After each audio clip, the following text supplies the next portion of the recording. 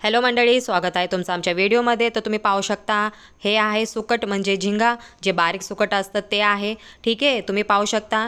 त्याच्यानंतर आम्ही इथे तवा गरम करत ठेवलेला होता, त्याच्यावर हे तुम्ही 2 ते 3 मिनिटे चांगलं भाजून घ्यायचं आहे। ठीक आहे, त्याच्यानंतर तुम्ही स्वच्छ पाण्यामध्ये याला धुवून घ्यायचं आहे, कारण त्याच्यामध्ये थोडीफार माती असते। मग या पाण्यामध्ये ही माती पूर्णपणे निघून जाते। ठीक आहे, तुम्ही पाहू शकता। ठीक आहे, अशा प्रकारे या सुकटाला स्वच्छ करून घ्यायचं आहे। त्याच्यानंतर आम्ही कढईमध्ये 2 ते 3 चमचे तेल हे गरम करायला ठेवलं।